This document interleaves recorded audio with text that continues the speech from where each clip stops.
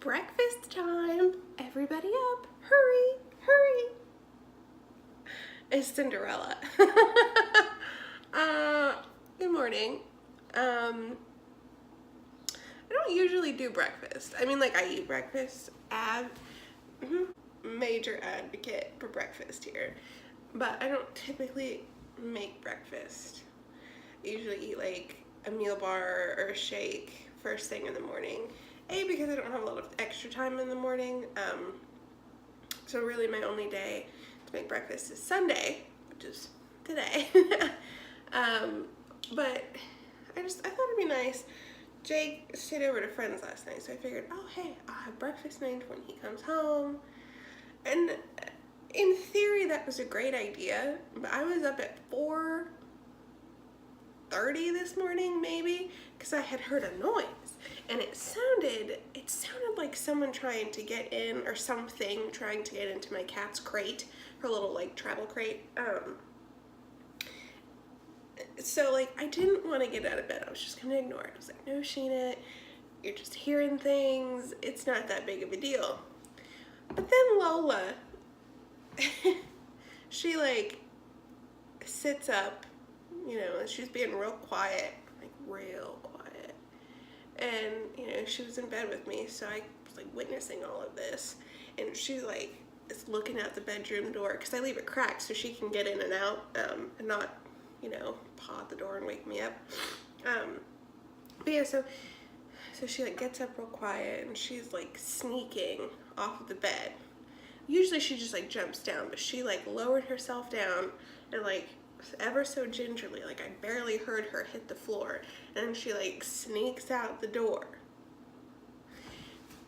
If you had just randomly heard a noise and then your cat started to do that, wouldn't it make you flip out a little bit? Yeah. So it was like 4:30 in the morning, and I like grabbed my glasses off the nightstand, grabbed Jake's pistol out of the sock drawer, and freaking like stalked my way down my house. I turned on every single light, blind myself at 4:30 in the morning looking for whatever made that noise. Now, I'm not going to tell Jake, because he tends to think that I'm a little bit paranoid when I stay home by myself, and that's not entirely true. I'm a lot paranoid when I stay home by myself. So I'm a little tired, so I'm hoping that between the breakfast that I'm making and the crap ton of coffee I'm about to drink, that I'll be able to wake up and function normally today. So there you had it, story time, and now we're making chocolate chip scones. Scones, if you're from, England or wherever. I don't know where they originally derived. I just know that British people love tea and scones. So here we are, making some low-carb chocolate chip scones. All right, let's get started. Okay. I'm always super sinusy first thing in the morning. It's super gross, and I apologize that you have to listen to this. Okay, so we need 1 cup of blanched almond flour. This is finely ground, but whatever you have will do. I typically try and stay away from recipes that use like a plethora of almond flour. I'm not like super big on the texture of it. Like it tastes okay, and like the texture is like fine, but like in large quantities it gets really, really grainy, and I'm not always the biggest of fans of that. And also almond flour is like, it's pretty expensive, so anything that uses like more than like half a cup of almond flour, I usually try to stay away from, just because I don't want to have to keep buying it because it's so expensive. But okay, so to this we're going to add a 1/4 cup of coconut flour, and then we're also going to have a half teaspoon of baking powder. So we're gonna combine our dry ingredients in one bowl and our wet ingredients in another. And I'm leaving the sugar out of the dry ingredients typically because it is mixed in with the wet ingredients. So I'm just gonna do it that way. So we're gonna whisk this together until it's all combined. Okay, I'm gonna set this aside. All right, so now in a separate bowl, we're going to combine a 1/4 cup of swerve, 2 tablespoons of melted butter. Let me tell you, I had some heck of a problems melting this butter today. I usually just pop it in the microwave for like 30-45 seconds and just like let it go. I stand there and check it. But for whatever reason, this morning, I had to try 3, this is my 3rd attempt, because they all kept exploding, and I don't know why. I don't know why. So, just careful with your melted butter. Okay, 2 tablespoons melted butter.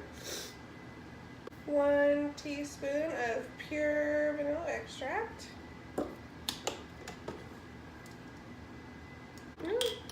I'm going to do a 1/4 cup of unsweetened vanilla almond milk. And 1 egg. I'm just going to combine these together. Okay. Now we're going to fold our dry ingredients into our wet ingredients.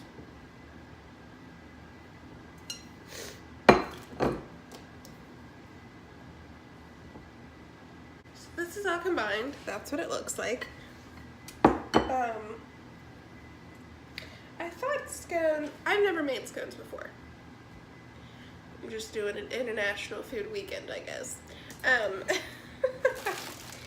I thought the dough was kind of supposed to be a little like drier. I don't know, maybe it's because we're using almond flour and coconut flour that it's a little bit more moist, but I have no idea what I'm doing. I'm just sort of playing it by ear, I guess.